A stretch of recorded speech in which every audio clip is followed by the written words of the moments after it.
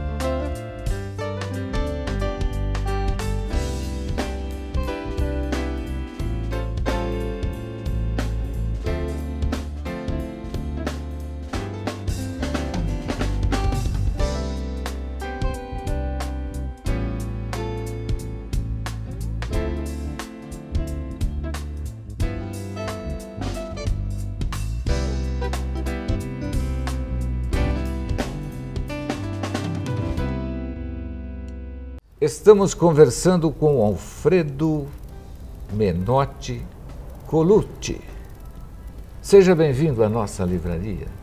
É um prazer estar aqui, Milani, porque eu sei do teu esforço de estar em contato com a comunidade e desenvolvendo projetos extremamente importantes que envolvem artes, música, literatura.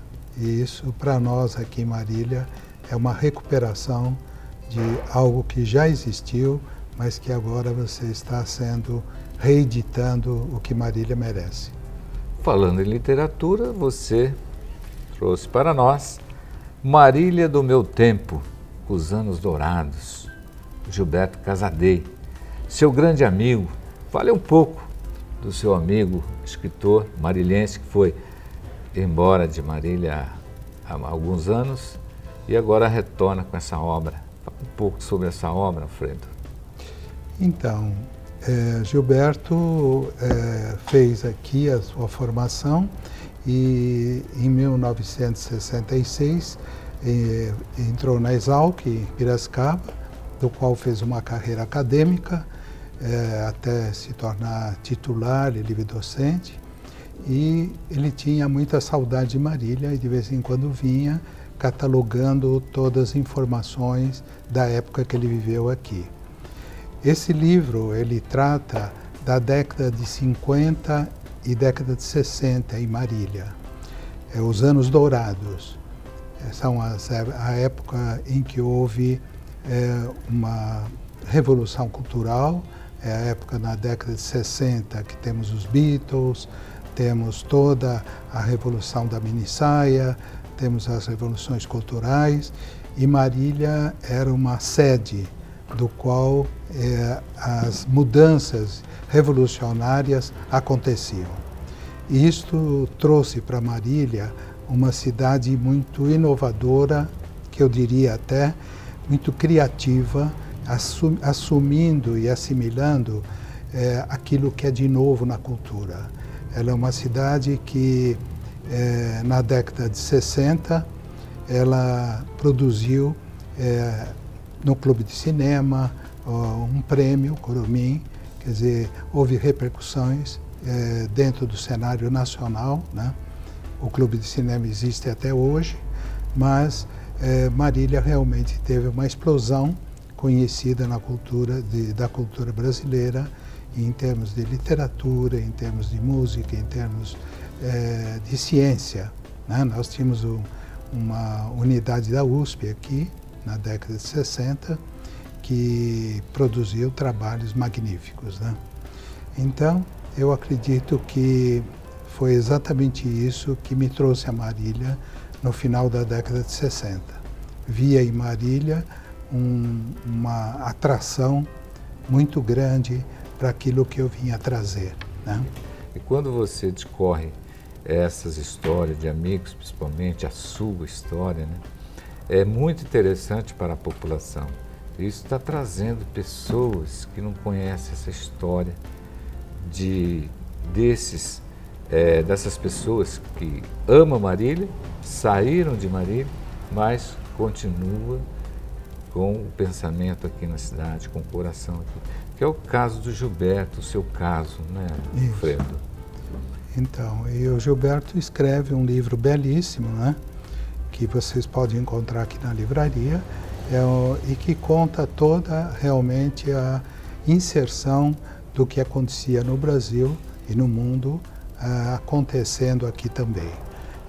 As repercussões, os ecos de todo um processo transformativo que se processava na cultura da época de 50 e 60, pós-guerra. Então, Marília realmente merece isso ser retomado, reeditado, relembrado, porque Marília é uma cidade que ela acolhe o novo, né? E através desse livro, nada melhor da leitura do livro, poder ver isso de fato, através de fotos, através do que o Gilberto descreve, pelas consultas.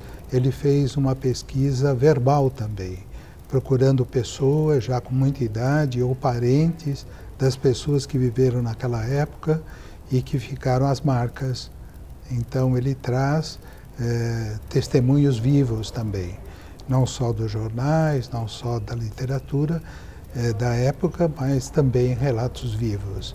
E isso é um documentário que merece todo o apoio da população e da administração de Marília também. Com certeza, porque ele está falando de 50 anos. Né? 70 anos atrás. 70 anos. E ele fala da época de ouro da nossa cidade. Isso. E isso é muito importante porque vai incentivar também a nossa cidade no contemporâneo. É o que está acontecendo.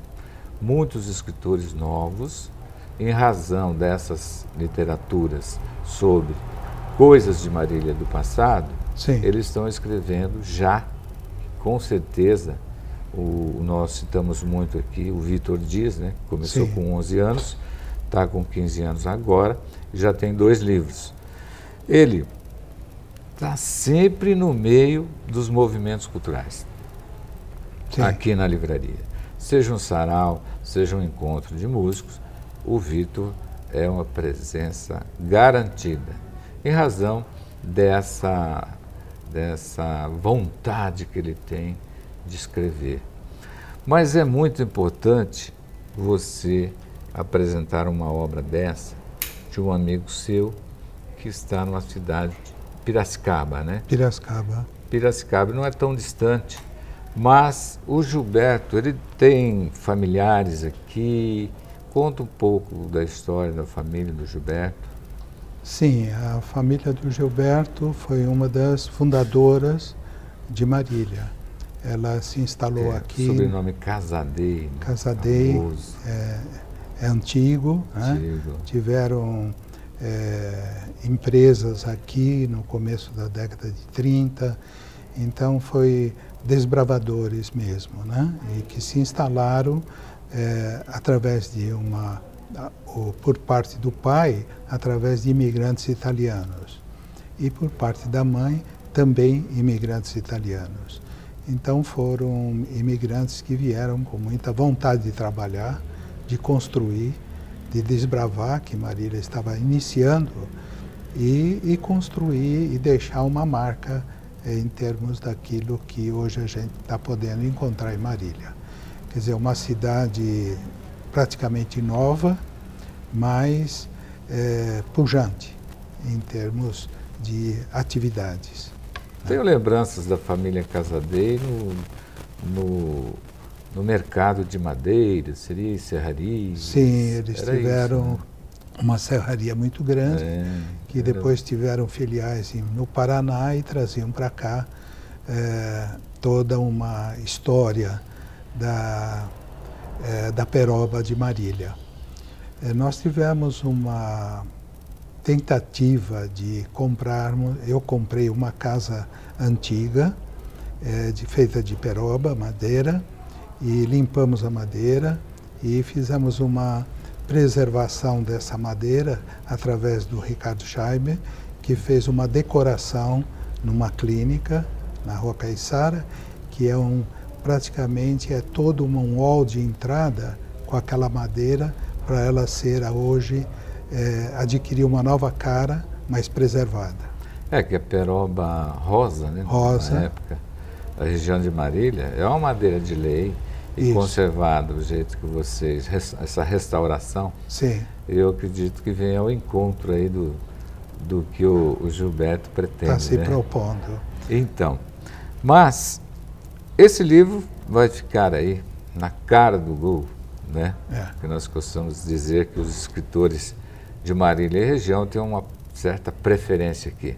O livro gira, cada dia ele está num lugar diferente e sempre bem à disposição das pessoas que frequentam nossa livraria. E muitas pessoas de fora, de outras cidades e às vezes do exterior, vêm em busca de novos talentos contando a história da cidade. Muito importante essa obra. Mas, Alfredo, vamos falar um pouco da sua profissão, psicanalista. Conta um pouco por que você escolheu essa sua profissão, que é um encanto de profissão. Então, essa tem uma história também interessante.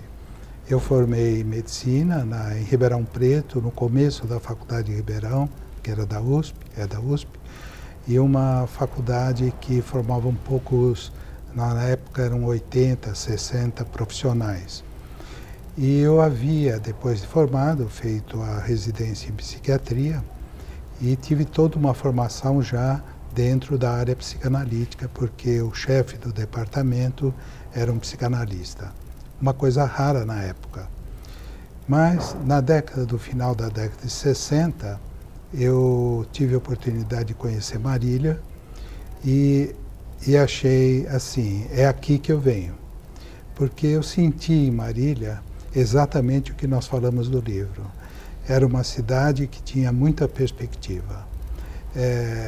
Tinha o único psiquiatra, era eu, né? Fiquei diretor do Hospital Espírita, fiquei professor da Faculdade de Medicina, da FAMEMA, que estava iniciando, e comecei a trabalhar doidadamente, tanto num quanto no outro, e formando colegas para me ajudarem, e fomos formando toda uma equipe dentro da faculdade, o primeiro ano, o segundo ano, o terceiro, até os residentes, que foram os que depois ficaram como psiquiatras residentes no hospital e na faculdade. Então, Marília se apresentava assim, como um lugar que tinha um veio de ouro. Você falou Anos Dourado, realmente era uma cidade que tinha um veio de ouro, que eu sentia que poderia construir algo que fosse importante. Nós estamos tentando, tem um grupo que está interessado em reconstruir a história, da mesma forma do livro, em reconstruir a história da psicanálise de Marília. Por quê? Porque são raras as cidades que tiveram o desenvolvimento da psicanálise como Marília, no estado de São Paulo, no Brasil, né? Marília ocupou durante muitos anos, no cenário brasileiro e da América Latina, um destaque em termos de psicanálise, né? Nós conseguimos ocupar espaços nos congressos nacionais e nos congressos latino-americanos com trabalhos que aqui eram produzidos. E isso trouxe uma repercussão, Milani, muito grande, porque a Organização Mundial de Saúde se interessou e trouxe, na década de 70, dezenas de milhares de dólares para nós aqui. Foi uma época dourada também. Nós tínhamos muito dinheiro, tínhamos 60 técnicos trabalhando e iniciamos o que a gente chamava de psiquiatria na comunidade, abrindo os hospitais. E você foi praticamente o pioneiro desse desenvolvimento. O pioneiro desse processo, que fui o primeiro. Eu trabalhei sozinho durante um tempo, ajudado por alguns clínicos que estavam trabalhando na época no hospital, foram excelentes companheiros, né? E que isso permitiu, então, que a gente formasse uma equipe. Eu orientava, supervisionava, e Marília foi crescendo a ponto de nós recebermos esse destaque de um projeto da Organização Mundial de Saúde, que permanece até hoje. Você disse há 45 anos. Em desenvolvimento da década de 70. Então eu vou te fazer uma pergunta que é bastante oportuna para o momento. Como nós estamos aí iniciando praticamente um novo governo com a mesma presidenta, como anda na sua profissão, no seu ramo, a cabeça do brasileiro nesse momento? Em termos econômicos, em termos de sonhos, em termos de esperança? Então, eu penso que, em termos de psicanálise, é um processo que, quando existe uma crise, como está existindo, tanto de um nível cultural como de um nível Brasil, a gente poderia dizer que a crise pegou muitos ramos: universidade, economia, finanças, a produção, a indústria. Então, é uma crise que se esparramou em vários setores da economia. Isso produz angústias em todos os dirigentes e nas pessoas que estão envolvidas no processo desenvolvimentalista.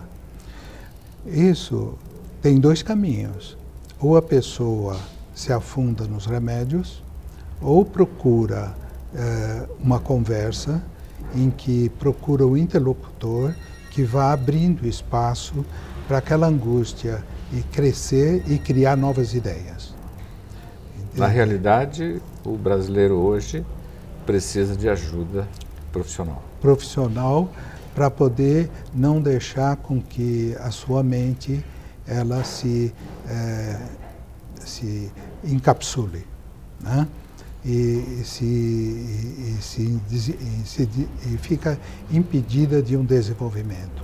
Porque dentro de uma crise, num campo de batalha, ganha quem tem cabeça, quem tem mente preparada para pensar, treinada, e para pensar soluções. Aí o momento exige isso, porque você veja bem, nós estamos aí, eu converso com muitos empresários que visitam a nossa livraria, e alguns vêm até aqui tomar um café e acabam desabafando para ver como anda o comércio. E eu digo a eles que o momento é de vender muitos livros. Inclusive nós estamos vendendo, aumentou a venda de livros referente à depressão, à motivação, os livros motivacionais, por exemplo, um campeão aqui hoje de venda é o Augusto Cury, em razão desse processo de dificuldade que encontra o nosso país, não é? Então, você percebe que eu acredito que o seu consultório de muitos psiquiatras, psicólogos, vai aumentar o seu movimento em razão disso. Agora, veja bem, eu assisti um filme anos atrás e estou com vontade de ver de novo o filme de Woody Allen, Match Point, No Limite. Você acha que o país está no limite? Eu já, da minha idade, Delaney, sem falar nela, limites, eu já passei pela Segunda Guerra, né, e já passei por situações de blackout, né? Eu acredito muito no ser humano, que tem uma capacidade de esperança e de recuperação impressionante, né? O ser vivo, de uma forma geral. O Brasil, a população gosta de trabalhar, né? Sim, o brasileiro é criativo. Ele é Você criativo. pega, por exemplo, todo o acervo musical do Brasil, eu não consigo encontrar igual em outras culturas. A música brasileira, ela é muito criativa e vasta, né? Você que gosta também, sabe que é impressionante o arsenal que a gente tem. Isso mostra uma criatividade impressionante, né? Então, eu acredito na esperança de que o ser humano, ele tem aspectos muito positivos que vão encontrar soluções e articular um processo de reconstrução. Eu conheci e fico impressionado, por exemplo, quando eu vou à Europa, a reconstrução da Alemanha, né? Viena. Viena eu fiquei procurando alguns edifícios onde pudesse ter algumas balas que deixassem marca em alguns edifícios. Encontrei apenas uma, né? É diferente de Praga, por exemplo, que eles preservaram um quarteirão para mostrar aonde existiu, vamos dizer, a perseguição, essa coisa toda. Mas é conservado como museu. Mas a reconstrução da Inglaterra, caiu lá 1.200 bombas V2, né?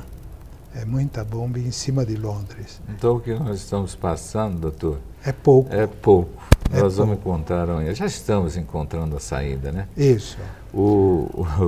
Eu acho interessante quando um amigo nosso vem até a livraria e diz, Milani, que livro você indicaria? E quando ele tem eu conheço, que ele gosta de música, por exemplo, falou, olha, eu poderia te indicar, e empresário, né? Eu poderia te indicar mais Platão, menos Prozac. Mas eu vou indicar um professor de música e você compra um violão. E tem dado certo. Por quê? A música tem esse poder, né, Alfredo, de quem tem essa tendência musical, de durante o tempo que ele está com o instrumento, tocando, aprendendo, junto ao professor, é praticamente uma terapia, não é? Sim.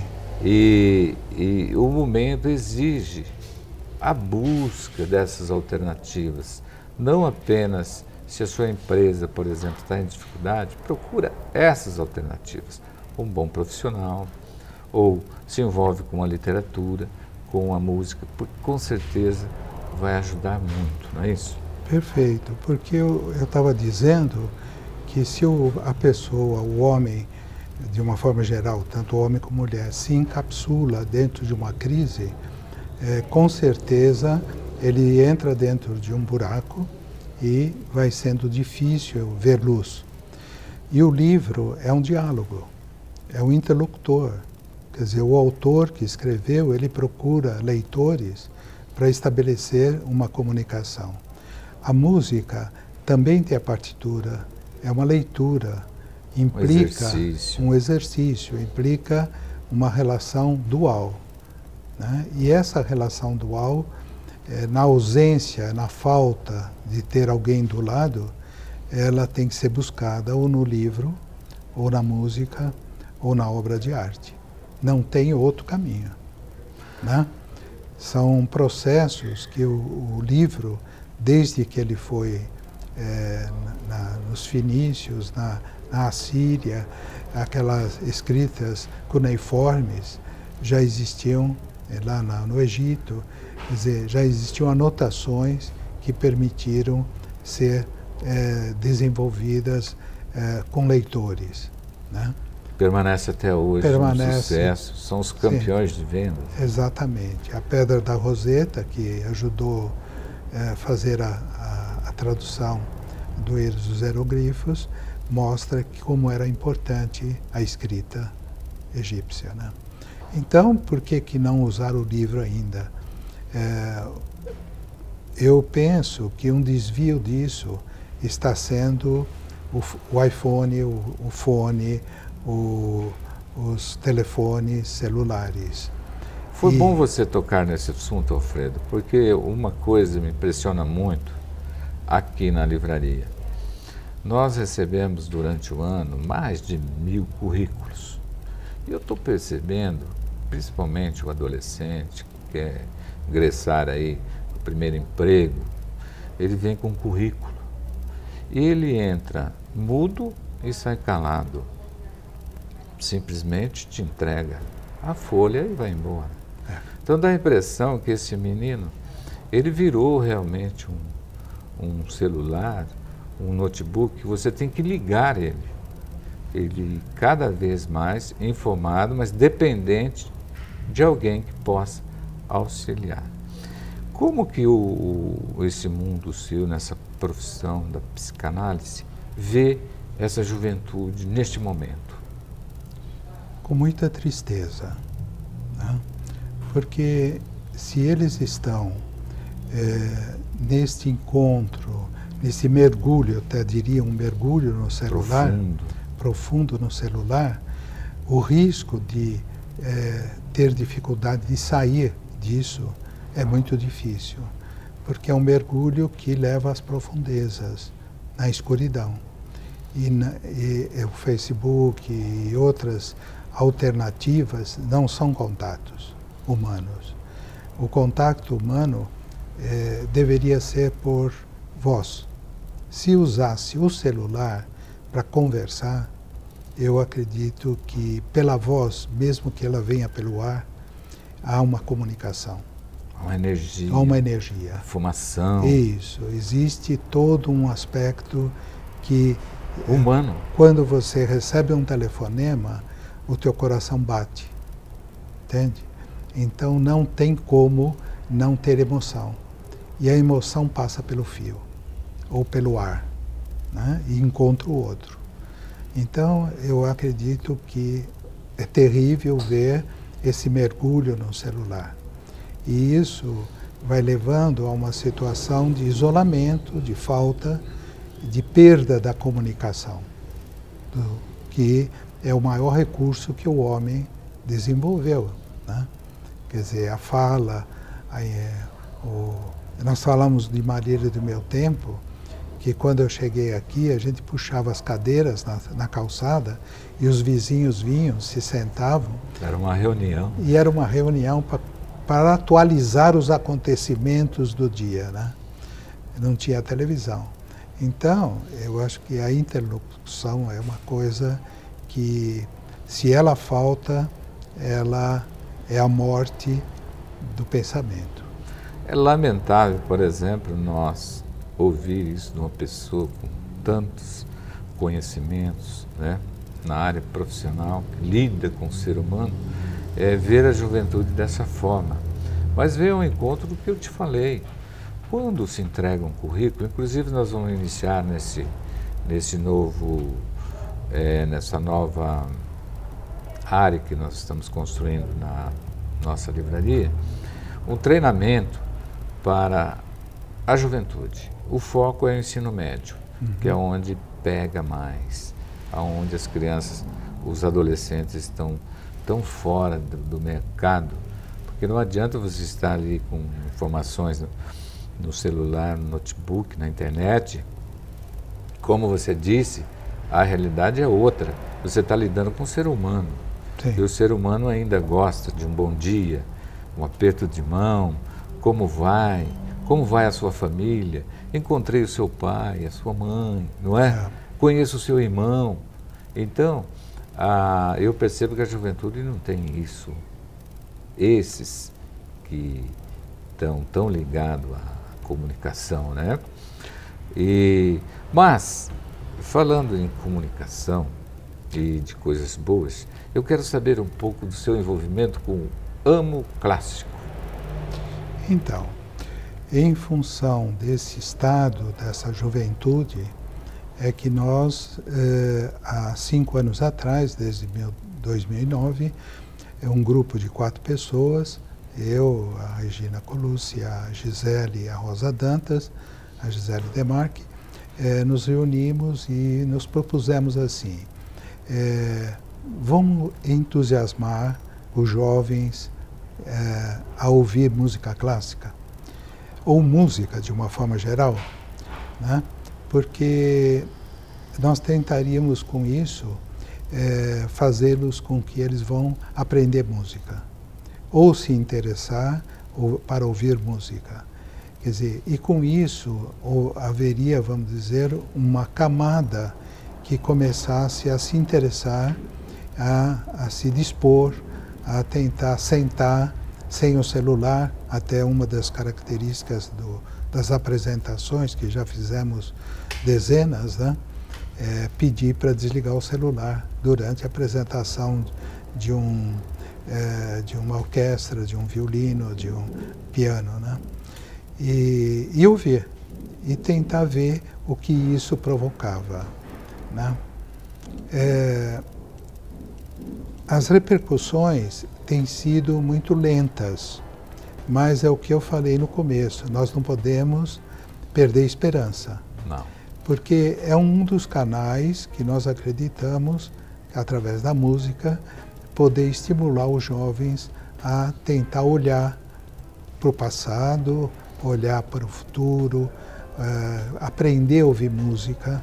Recentemente nós trouxemos uma professora da Unesp que nos deu um curso para um grupo de pessoas grande a respeito de como ouvir música, né? É uma técnica e isso é muito interessante, né? Por que tudo isso? Porque sem a música o ser humano fica muito sozinho, né? Ele não adquire a capacidade de ouvir os pássaros, ouvir o som da natureza, ouvir o ruído do vento. Não.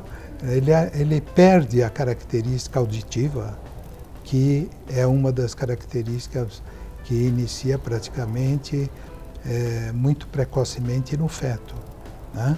O feto precisa ouvir para ele se interagir com o meio ambiente, a voz da mãe, né?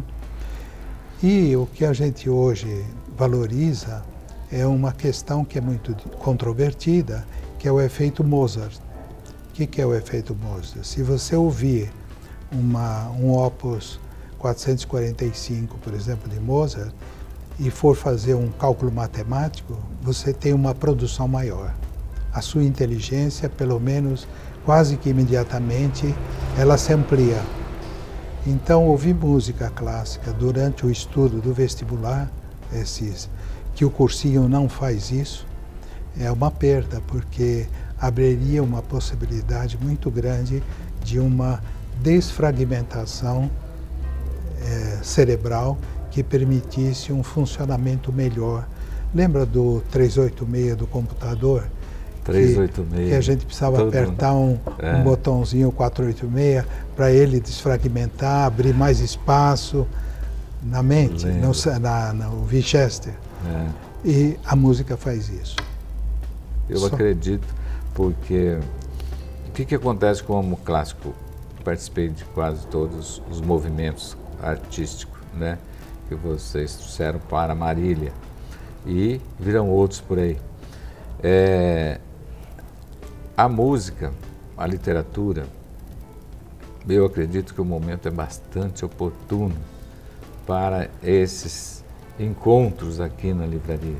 Estou muito feliz com esse programa em razão disso, porque aparecem pessoas como você, Alfredo, como a Gisele, como todos que faz parte desse grupo, né, do Amo Clássico, que envolve várias pessoas, levar esse presente para a nossa cidade. Eu acredito que é como a nossa livraria. Ela está crescendo, o Amo Clássico também. E isso vai ao encontro da população da nossa cidade. Alfredo, foi muito bom conversar com você. Esse bate-papo passou tão rápido aqui na livraria. Eu percebi, foi ótimo, né?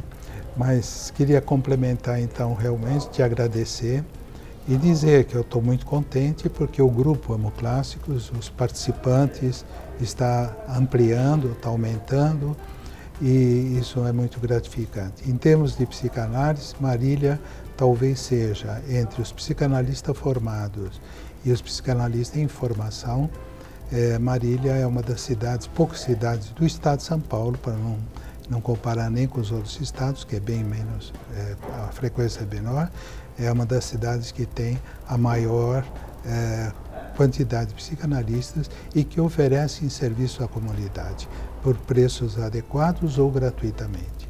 E isso é uma ampliação de toda essa atividade comunitária que a gente vem desenvolvendo, além de palestras e tudo mais. Muito obrigado, Alfredo. Conversamos com o Dr. Alfredo Menotti Colucci.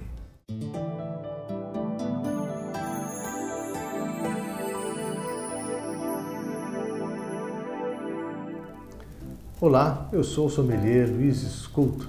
Estou aqui mais uma vez para tratar de assuntos relacionados ao mundo, ao universo do vinho. E hoje eu trago uma informação importante que pode ajudar você, consumidor, a decidir como será a sua compra agora, em especial nas festas de final de ano. Vou tentar te chamar a atenção para algumas características dos vinhos tintos e, portanto, das uvas tintas. Vá anotando que você vai precisar delas. Você pode me perguntar assim, bom, mas a que se deve a cor mais de uva de um vinho tinto? Basicamente porque a uva é uva tinta, né? Mas não é só a cor que está em jogo. A cor, o sabor e o estilo de um vinho estão muito relacionados ao contato com a casca da uva, né? Enquanto que os vinhos mais brancos, eles estão mais relacionados a elementos que estão dissolvidos no suco da uva. Poderia dizer de modo simples que no caso da uva tinta, né, são as uvas escuras, uvas inteiras escuras, que dão amplitude na coloração. Isto porque há um controle, uma monitoração no tempo de molho. Um tempo de molho é um tempo em que a baga, né, o suco, a casca ficam em contato. Este processo tem um nome técnico chamado vinificação. É durante a vinificação que ocorre esse contato. Por que a questão do contato com as cascas? Por uma razão técnica muito importante para a qualidade do vinho. Aí está a questão da acidez, que é um dos elementos de qualidade do vinho. Na casca, o que nós encontramos que vai trazer grande contribuição? Ela vai trazer mais sabores, trará elementos antioxidantes e vitaminas. É uma composição diferenciada da composição do suco de uva, né, que ainda tem acrescido ácidos do processo fermentativo. Poderíamos dizer, em suma, até aqui, que aqui está traçada a personalidade do vinho. Já as uvas brancas, que geram vinhos brancos, são vinhos gerados sem as cascas. São vinhos mais simples e mais suaves, portanto. Eu poderia finalizar esse momento dizendo que a cor e o sabor são marcados e definidos no processo fermentativo, onde entra a fruta inteira, inteira mesmo, casca, suco, polpa e semente. A temperatura desse material todo reunido e presente, ela é monitorada a entre 18 e 30 graus, né? Basicamente, o que se quer extrair aí com essa temperatura é cor e sabor. Nessa temperatura não há cozimento do vinho, né? Alguém pode até achar-se umas 30 graus, né? Não é uma temperatura de cozimento do vinho, né? Este, inclusive, é um sabor não esperado após esse processo. O que nós queremos gerar, além de cor e sabor, são aromas. Aromas mais intensos, aromas mais marcantes, aromas frutados, por exemplo, que são característicos de vinhos jovens e leves. Espero ter deixado aqui para você alguns elementos que podem te ajudar a decidir a compra de vinhos neste final de ano. Muito obrigado e até o próximo encontro.